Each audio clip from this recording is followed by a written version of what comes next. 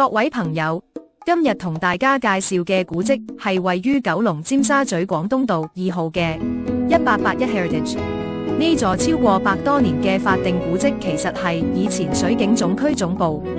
你會見到一個個排列得整整齊齊嘅徽章，睇真啲其實係消防處唔同時期所用嘅徽章，好有代表性。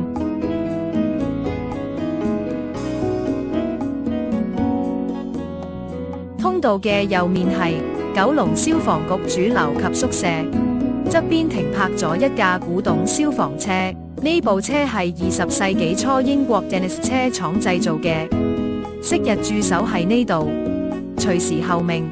時至今日已經有100多年歷史，係香港消防處嘅珍貴實物見證。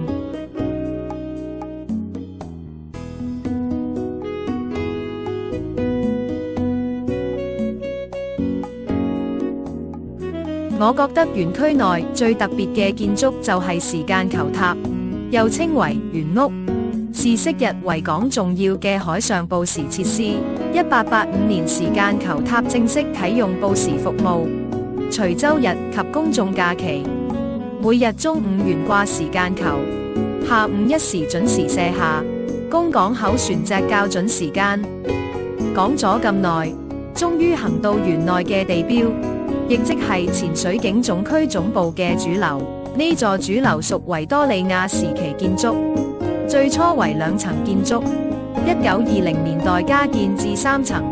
獨特嘅紅磚拱廊極具歷史韻味，係昔日水警辦公與執法場地。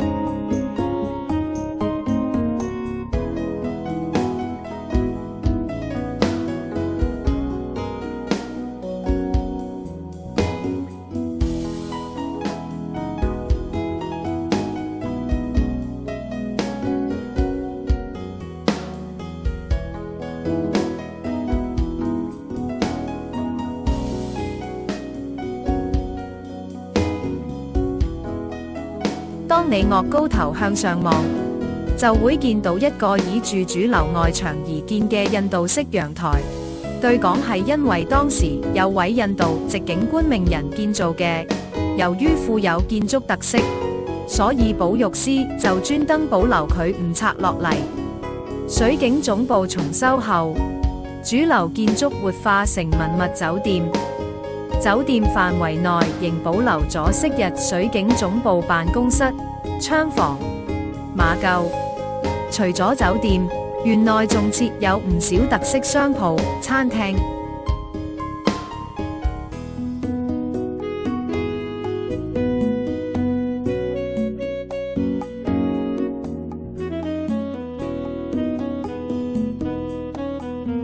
園內的牆上仲保留咗3間鴿舍。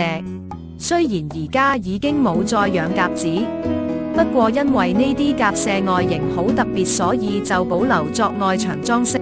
最後要介紹嘅就係位於建築群外圍嘅舊馬廄，即是馬房。由於19世紀末香港尚未引入汽車，所以馬匹就係水警嘅主要代步工具。因此總部只設馬房而不設車庫，直至1907年汽車輸入香港，馬廄就改成車庫。經活化翻新後，而家已經化身成為特色餐廳。總括嚟講，呢座超過100多年嘅古蹟，可以讓你喺漫步之間感受香港百年港口嘅滄桑變遷。